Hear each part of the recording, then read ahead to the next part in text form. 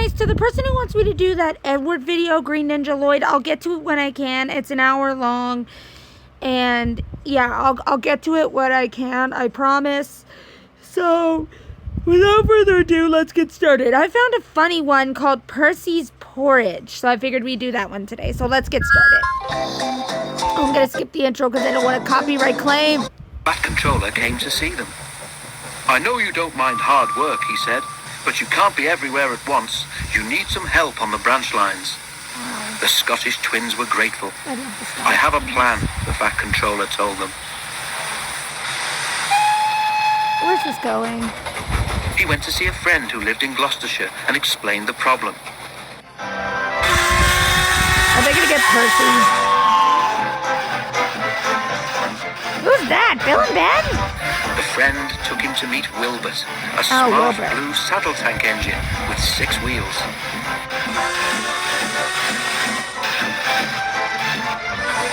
"Your owner says you can come and help me for a while," the fat controller told Wilbert. "Would you like that?" Wilbert was delighted. "Yes, please, sir," he said eagerly. His line in the Forest of Dean was short, and he was delighted for the chance to exercise his wheels. Okay. "If you are as good as I think you will be," the fat controller went on, "I know where I can get another engine like you, and then you'll be able to go back home." Let me guess, Bill and Ben. I'm kidding. I don't think Bill. I think Bill and Ben were already alive. Percy was excited when he heard the news. "Another saddle tank, sir," he said. "Is he like me, sir?" The fat controller laughed.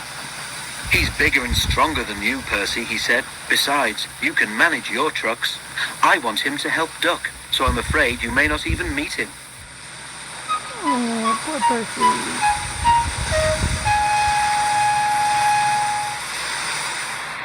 During the week before Wilbert came, it was cold and wet. The engines thought it would never stop raining. None of them wanted to go out, but passengers and trucks were waiting. Now let me get why this is called Percy's porridge. I'm now curious.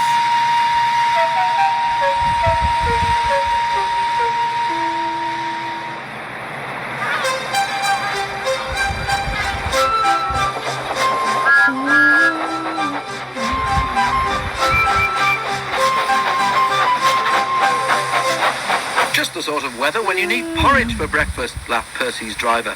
"What's porridge?" asked Percy. Oh, no, don't know. Well, difficult to describe," admitted the fireman. "You boil oatmeal and water, which makes a sort of sticky soup," finished the driver. "Then you add milk and sugar. Delicious." I don't think Percy's ever going to want to try that. Sacks were being stacked on the platform. Oh, The men who no. had filled them had worked fast, and they had not tied the sacks properly. "Better hurry, here's Percy," the porter said, and he swung the heavy sack onto the pile, knocking the top one over. Several sacks toppled onto the railway line and split open. Oh, The no. oatmeal inside the sacks burst out, covering everything. The pouring rain quickly turned it into a sort of sticky soup. At that moment, Percy appeared. Looks like Percy's going to get to Percy try wasn't going it. fast, but he couldn't prevent himself from plowing into the porridge, which now covered the rails. He Oh! exclaimed and stopped. Porridge dripped from Percy's wheels, rods and frames. He felt awful, wet, sticky and cold. His driver and fireman got down to inspect the mess. "Oh dear," remarked the driver. "Well, Percy, you found out about porridge the hard way, haven't you? Yeah. The thing is, you're supposed to eat it, not paddle in it." Percy didn't think it was funny. Oh, The poor fat controller wasn't Percy. amused either. He telephoned to the junction where they were just in time to stop Wilbert on his way to Duck's branch line. Ow, okay, He Kitty, came I'm along Thomas's line sorry. instead. I just and wanted soon to reached the pet shed you. at I'm the top station. sorry. Percy cheered up at once. "I wanted to meet you," he said, "but I didn't think it would be this way. Porridge is all right for breakfast, my driver says, but it makes a mess of an engine who isn't expecting it." Yep. That was a cute little episode. I like that. Anyways, guys, sorry for the short video, but that's all I've got for today. This is K-Bear 101, signing out. Adios, everybody.